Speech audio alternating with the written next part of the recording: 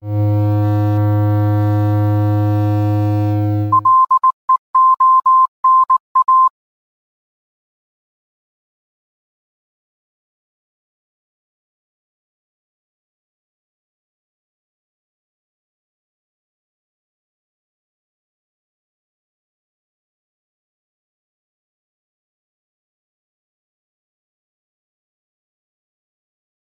you hear me? Nice and clear? Nice and clear. So I've had trouble with the laptop, my PC, plugging into the systems. I'm using a Mac, first time in about 25 years. So in Art College, I'm probably the only PC user, probably in the entire building. Yeah, right. Anyway, the talk. Is it loud enough? No, it's good. No, we were saying with PC users. Oh, okay, fantastic. Fantastic. I'll learn. I felt I'll learn numerous with. Funny, it's funny, years and years ago, just a little funny story. 20 years ago, I used to do DJ bookings at a nightclub called Bagley's. And it's actually right here. It's like a cosmic coincidence. It's like universe conspiring to bring back into the land of scientific. Okay, it's small, that's why. This talk is about the idea that in order to solve scientific problems, you need to geometrize and visualize. Okay, so the problem you need to solve is functional genomics, brain, mind, and artificial intelligence. Now, functional genomics is the age-old problem, the deep mystery of how does a fertilized egg become a body? Absolute miracle. And, you know, relates to the even older scientific question of how do you get in a position to fertilize the eggs in the first place? Okay, but that's something else. Okay, that's another talk altogether. Okay, now, what's the problem with existing mathematics? And what's the problem? Let's put some things into historical context. Now, science is the joining of dots. Okay, so just what is science? Science is the joining of dots. So, okay, literally, Tycho Brahe had lots of dots. He had astronomical data of positions of planets in the sky, and Kepler had to join the dots. And his great innovation was elliptical orbits around the sun. So that's his great contribution. And along comes René Descartes and analytic geometry. Now you can express the dots in terms of algebra. Okay, and then along comes Newton and Leibniz. And you have differential equations and calculus, what you learned in school. Now you can see how the dots change in time. Okay, so joining the dots, filling in the dots, and seeing how the dots change in time. In a nutshell, that's science. So the dots become much more complex, much more multi-dimensional, and obviously the mathematical equations become mind-numbingly complex. That's basically the essence of science. Now, okay, but this kind of science has trouble joining the dots of ontogenesis, of kind of molecular biology, and also of the brain and mind and artificial intelligence. Don't know why? Because one, of recursive, hierarchical, nested structure. So like Russian dolls, which is a kind of metaphor that comes up a lot of life sciences and mind sciences. So kind of recursive, nested, hierarchical structure, traditional mathematics doesn't handle so well. And also the idea of a discrete, recursive process, algorithmic process. The traditional maths doesn't know where to begin how to solve these things. And also the idea of recursive self-modification, which is an idea which is really important.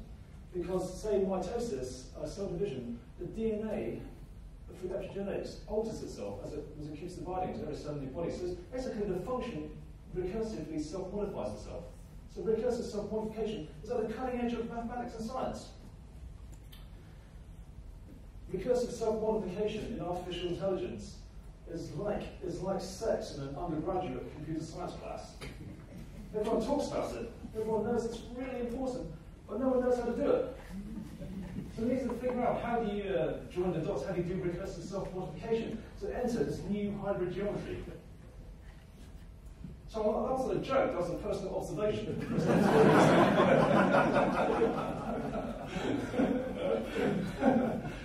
Okay, so basically what's behind the geometry is basically binary trees. So that's a bunch of trees, and that's a binary tree. So you can take it to infinity, it's a binary tree. So, okay, what can you do with binary trees? You can represent space with binary trees. So that's a binary tree, that's a binary tree, that's a binary tree. You can recursively kind of make a checkerboard. You can actually represent space. It's actually one of the most common ways to represent space in computers, in video compression. And okay, that's a binary tree. It's exactly the same thing. You're using a binary tree Well, here, the orthogonal axes, the kind of demarcation of space is more pronounced. So basically that kind of recursively loops to infinity, if you like. Okay, so binary trees can represent space.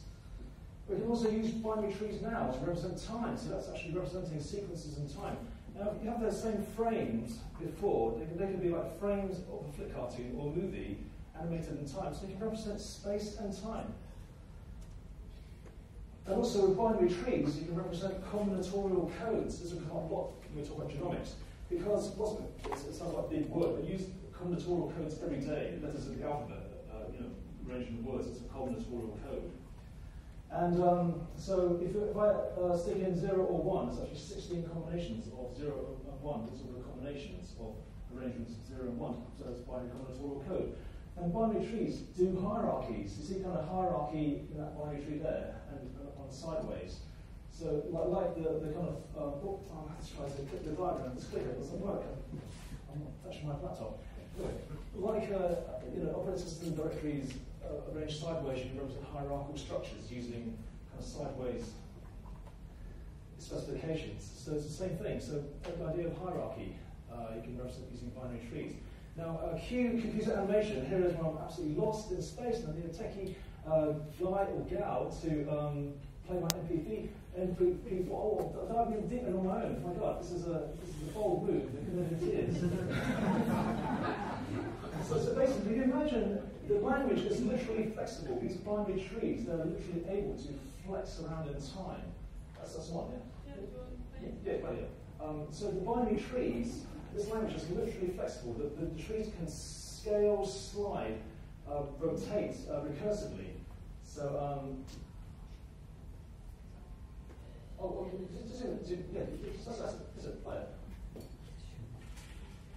so you see, looking down at that grid we saw earlier on, and this is an animation of the music. So basically, the squares they can shimmer around, they can like slide and rotate, and it's literally it's a flexible language. Literally, the binary tree language is flexible, and it scales. So the squares are scaling recursively. And to make you really see it, then turn on the rotations. Okay, so it's recursively rotating, but it's still got binary trees. Okay, fractal diagrams. Got trying to squeeze in, sort of biggest scientific topics in 25 minutes. So hurry along. The DJ experience. Yeah. Knock out the dirty jokes and get straight to the point. Okay. Okay. This language, okay, so it's basically, it unifies three geometries on the bottom row. Basically, okay, it's doing Euclidean space, X, Y, Z geometry, in a very kind of simple, elegant way. It's doing binary n space. So this is the whole kind of geometry that mathematicians study, combinatorial n space with special properties. And it does fractal geometry, because that's a fractal, and binary trees are actually the simplest possible fractal. And it's the simplest possible relates to the simple and most intuitive way of doing fractal dimensions. Okay, so and also it is the language of information theory. It is the language of computer science. It's the language of artificial intelligence. And binary trees. Okay, all physics reduces to mathematics, and all mathematics reduces to discrete mathematics. It's actually a more fundamental level of mathematics. And what's discrete mathematics? It's set theory, Boolean algebra, and logic. Okay.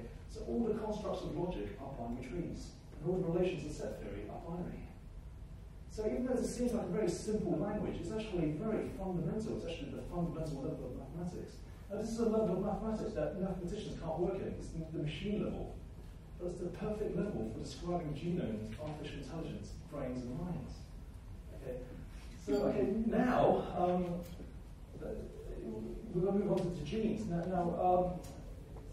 Okay, there's also the language of genes, because what's DNA? DNA is combinatorial codes. AATCG, arranging combinations. And also in mitosis, already we've got these binary trees of mitosis, cell division, which your entire body is made.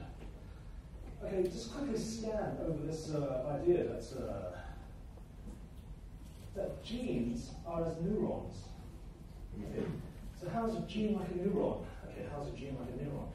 If that's a strand of DNA, okay, that's the gene. Okay, and these are enhancers, and these are kind of regulatory modules.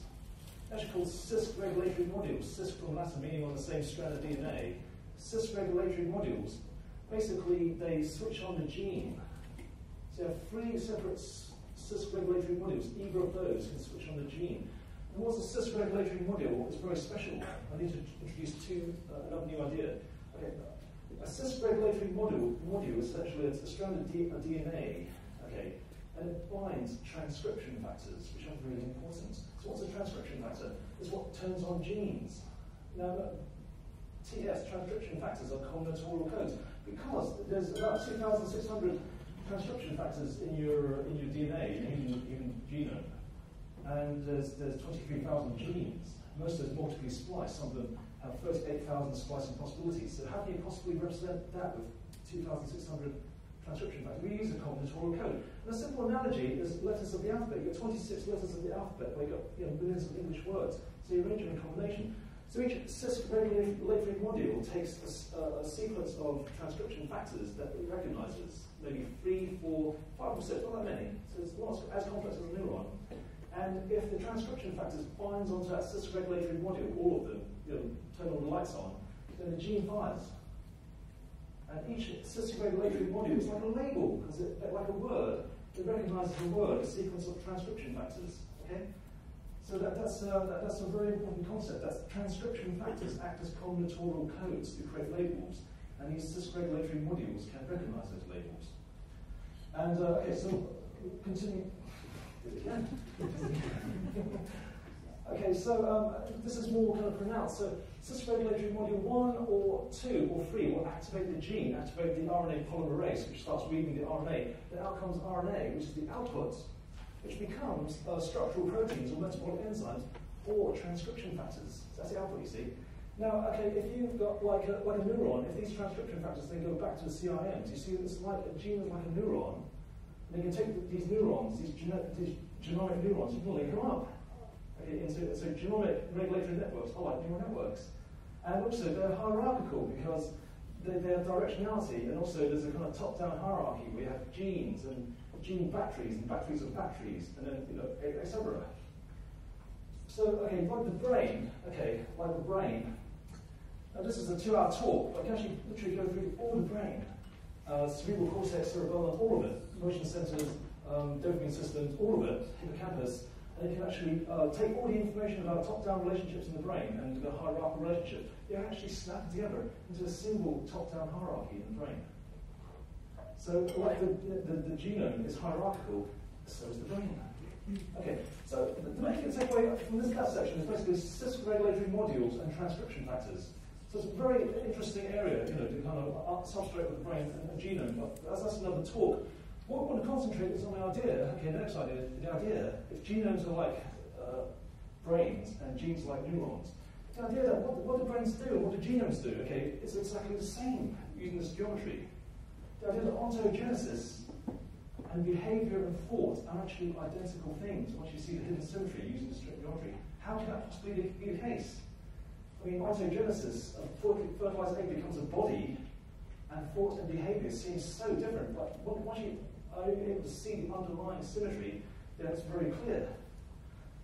So, okay, how does our geometry capture neuropsychology? Okay, a condition called hemi-neglect, you're losing half your world. Literally, you lose half your world. So, lesion to the right parietal cortex. A man is asked to imagine walking down a familiar street. As he walks down the street, he can recall things on one side of the street, but he completely cannot recall the things on the other side of the street. When he gets to the end of the street, the experimenter asks him to turn around in his imagination. You can now see the things on that side of the street, now you can't recall the things on that side of the street. And asks to copy a house, he kind of loses half the house. The same for a clock. To read a word, he loses half the word. So you kind of literally lost half your world. And if the patient is asked to eat a plate of food, stops eating, then you turn the plate of food around, he starts eating again, etc. So it's a kind of like recursive binary bisectioning of his world. I mean, fascinating. Just quickly, it's like a skimming stone moving on. Your eyes process visual data as spatial frequency at a very kind of microscopic level. So the actual micro features of your visual perception. It's actually spatial frequency. So that's normal frequency as you understand it, but underneath it, that's spatial frequency. To cut a long story short, these spatial frequency bands exist 1 octave apart. So with experiments, you can tire out or manipulate these octave bands, these octave subbands separately. So you literally do a kind of octave processing of your visual field. And the astounding thing is that what won the Nobel Prize a couple of years ago, the grid cells, basically, in a nutshell, as you're walking around the room, cells in your dentate gyrus, near your hippocampus, they light up when you are in the center of a hexagon. Okay, so you actually project a kind of hexagonal grid onto the floor, and as you walk around, these neurons will fire when you're in the center of the hexagon. And these grids come in different sizes. Some are 30 centimeters big, and some are many meters big. But the grid sizes come in with a scaling factor, come only in certain sizes, and the scaling factor, straight from the horse's mouth, Nobel Prize winner Edvard Moser, is 1.42, which is the square root of 2. So times by that twice, you double. Okay, so again, it's doubling effect in allometric, allocentric, and kind of spatial perception. Now time. Okay, so we've done spatial, all ways of representing space. When we go to time, the brainwaves exist in powers of 2. This is not kind of by design. It's just from measurements of the power spectra over the years in the 20th century. They exist in powers of 2. And also, time is discretized, which means that it's chopped up. If you can feed a visual input of a movie to a human subject, if you synchronize the input to the troughs of the gamma wave, the person doesn't see it. And a person seeing the same film that's not been synchronized to the troughs sees it absolutely fine. And rats and mice, their whiskers, they scan at 5-6 hertz. A rabbit sniffs at 5-6 hertz, and that sniffing, that's whisker scanning, it's actually synchronized to the hippocampal, this time theta. And if you present to the trough, the rabbit doesn't form the memory of that smell, that whisker encounter.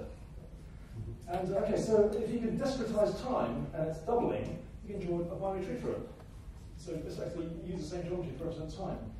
And moving quickly on, just like swing stone over neuropsychology. Music, okay, common time classical music, pop music, folk music, nursery rhymes, lyrics, have a doubling pattern structure. So, there's a certain number of beats to a measure, and then the measures are grouped into a certain pattern. That's basically 4, 8, 16, 32, 64. Okay, so let's just put it to musicians here. And if we go on to music, the old idea that all language can be broken down in terms of binary trees. So binary tree, brains think, fractal brains think binary, more complex binary tree. Wave thinks, fractal brains think binary. All language can be broken down into binary trees. And you can obviously stick words and language into music. And okay, new results from just a few years ago confirmed what's suspected for a long time. Just came in the past 2-3 years. That gamma waves are used for phoneme processing, and theta waves are used to process syllables, and delta waves for prosody. If we go even further down the speech hierarchy, from words to the atoms of speech, down to the actual processing of the frequency bands on the ternotopic cortex, ternotopic map on the auditory cortex, again, it's doubling in frequency. So quite fractal, quite self-similar, isn't it? Okay, so there is this doubling pattern in neuropsychology. You can actually go through the entire brain, starting from a neuron, dendrites always binary branching, axons always binary branching through the entire brain, right up to the level of neuropsychology, spatial mapping, and you can do a complete binary breakdown of the entire brain and mind. That's a 2-3 hour talk. Okay, now, ontogenesis. Okay, why is development? Why is ontogenesis binary? I'll tell you why. The kind of textbook Drosophila experiments, fruit fly, you start off with a kind of embryo. You have a chemical gradient, basically it starts on either side. And with that chemical gradient, you use genomic logic to demarcate, to mark space. And it's a recursive process over in time. So in the first step, you see a kind of middle bisectioning and a bisection of the two halves. Then recursively, next time step, you basically have the same bands but bisection down the middle. And the next time step the same, and further on, it's not necessarily bisection, it's only you're kind of doubling all the bands and you're shifting. But the main thing is, it's always binary. There's always a binary process going on. And once you have your grid, you can also do the same thing, not just in one axis, but in the other 2 or 4 axes as well. So you can actually mark out the body using these gradients in a binary way. And then once you have the grid, you activate your Hox genes to activate the formation of limbs and kind of body parts in the right place. So now, why is limb formation in mammals binary? Okay, I'll just tell you why. It's basically a recursive algorithm. So basically, if you have a progenitor field, there's a very simple number of steps you can do recursively. You can either take that progenitor field, you can branch it by that binary.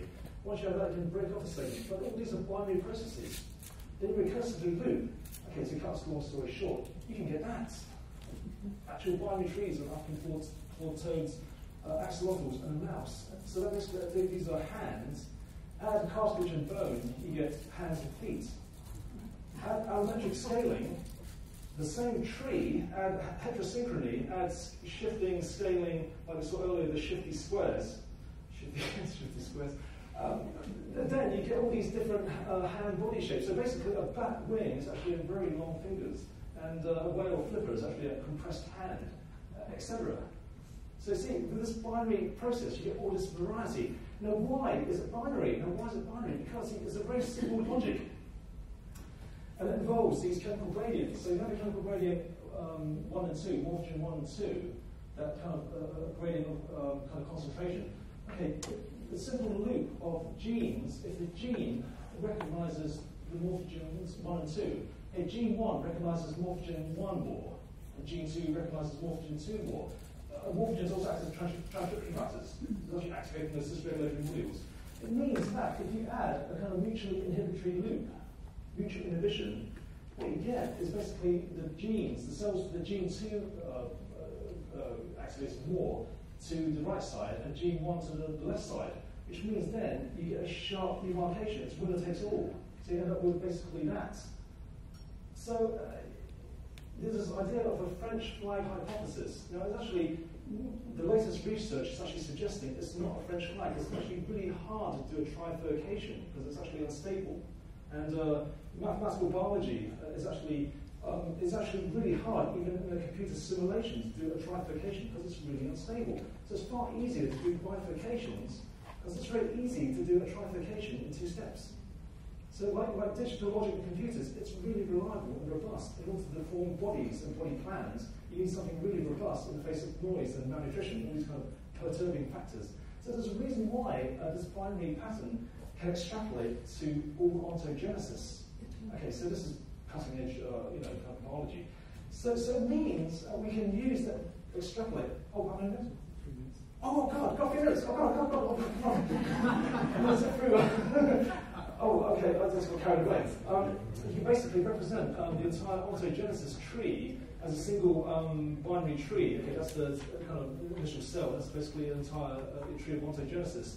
And then you can basically map out the morphogen fields, and then you can basically make the transitions. You can code it all with the genome. Okay, zipping forward, do a 5-minute section in 1 minute. Okay. If you've got ontogenesis as a sport behavior, evolution, where's that come into it? Evolution changes ontogenesis and changes kind of body forms. That's Darwin's original tree of ontogenesis. Now, okay, so evolution is to ontogenesis as learning and creativity is to form behavior. It's exactly the same. Okay, so I'm going to zip through, really compressed, to say that the latest 21st century evolutionary ideas completely correspond to how we create concepts in our minds, in our brains. If everything is represented as binary trees, then one of the big findings of evolutionary biology is basically the idea of evo-devo, that evolution works by altering the binary tree of ontogenesis, which means that you add branches or take branches off, chop branches off, and you kind of twist and allometrically scale the branches. Okay, so the mechanisms to do this have been finally been discovered, and it's by moving around these cis-regulatory modules. So with jumping genes, you cut and paste, but with retrotransposons, you copy and paste. So you're not doing point mutations, you're actually copying cis-regulatory modules as evolutionary steps, which means you can attach genes and gene batteries to different points of the ontogenesis tree. You can create recursively binary tree structures and then stick them on. And you can move things like gene batteries for different kind of structural proteins, enzymes, around using this retrotransposal mechanism.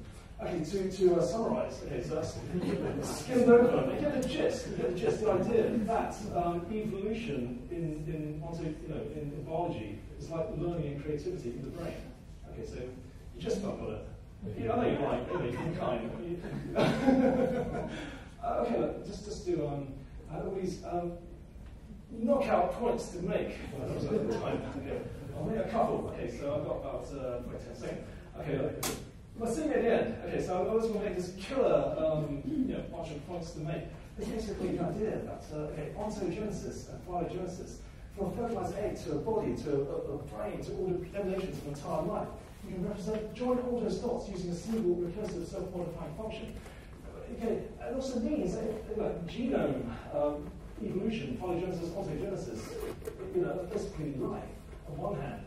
And on the other hand, you've got brains, creativity, intelligence, behavior is basically, intelligence. Yeah? So basically, this theory shows that life and intelligence are the same thing. There's an underlying symmetry between the two. They're actually identical. Okay, just one more. I'm going to do the universe. I'm going to squeeze in the idea that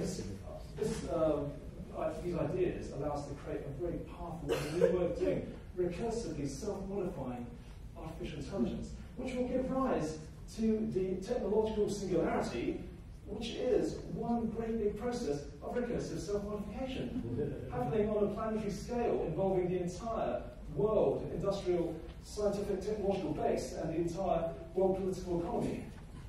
And this process will be started by the startup at the end of time, and that startup is going to start in London. Okay, thank you very much.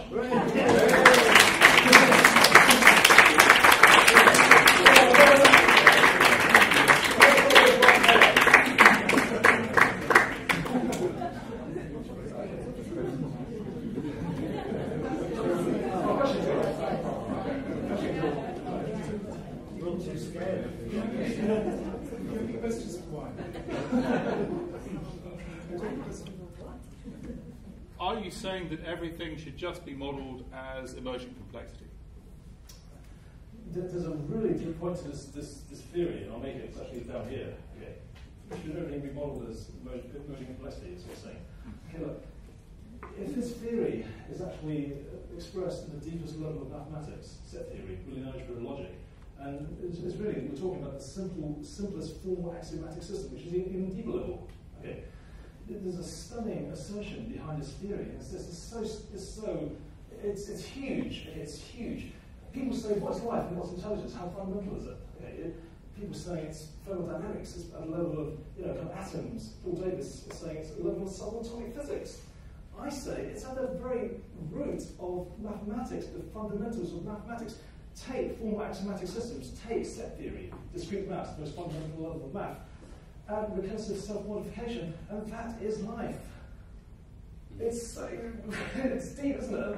And the idea of extrapolating the brain theory to the universe, if this theory is in the same language as the universe, information theory, computation, algorithmics, then the idea that intelligence and life extrapolates to the universe, then it becomes a case of course it does.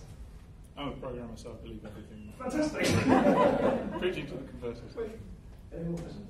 When this recursive loop of AI keeps improving itself, it's going to improve itself at an exponential speed. Isn't that correct? That's right. That's right. So, could you just talk for a minute about, or a few seconds about what's going to happen? So you talk about the intelligence explosion, the technological singularity. Okay, so this is what's made the newspapers a lot. This idea of it is dangerous because if AI becomes so smart, then what do we become? Okay, there's a basically, I think the Elon Musk, Nick Bostrom, they missed the point.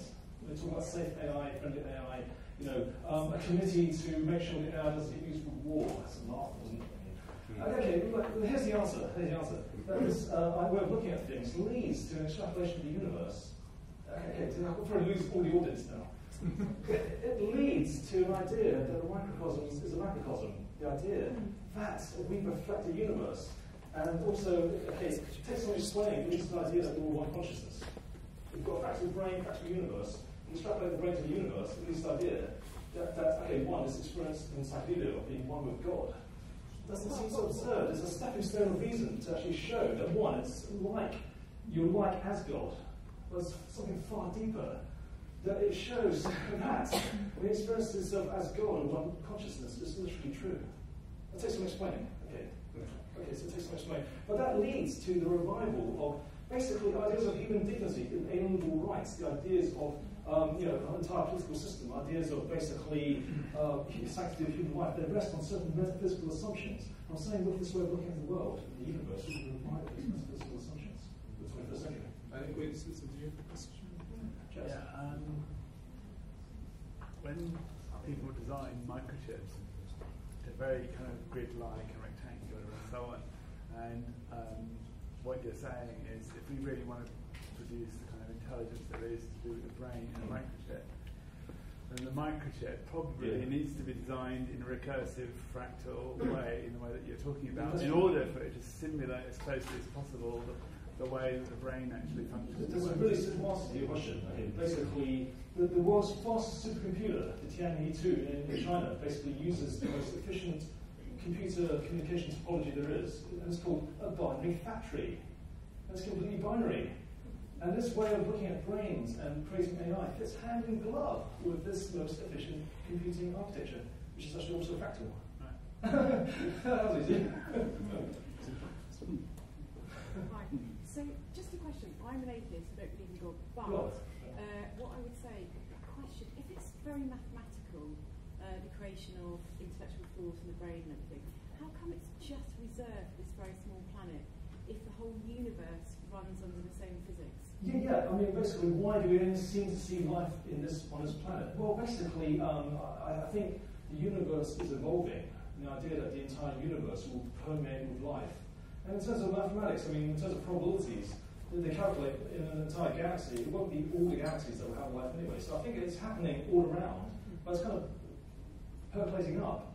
And I think the idea that that the universe is ontogenetic, that the universe becomes as an organism. I think as the universe evolves, when people say, when I say the universe is fractal, the universe is a living organism, they say, oh, look, cold dark matter outside. The universe evolves. So basically, it's a simple extrapolation of what's happening on this planet. And from a simple seed, the tree of life has extended and is basically becoming a one world order. Global village is a more acceptable term. And that becoming unified with nature, that is becoming one thing. Just extrapolating that to the universe, and it becomes one gigantic organism. Atheist, you're an atheist, so I respect you're an atheist. You may call this the omega point, you may call it the cosmic Christ, you may call it the universal Vishnu, you may call it the celestial Buddha. So I'm saying, in the future, it will become permeated with life. And because it's so fundamental, it has to. It'll have to end at that point. Yeah.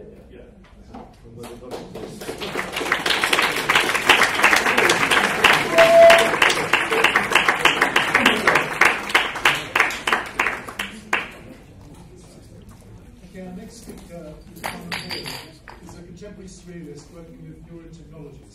Her recent practice is focused on artist Brian Hussin's Dreamachine, entoptic visuals and phenomenal flicker.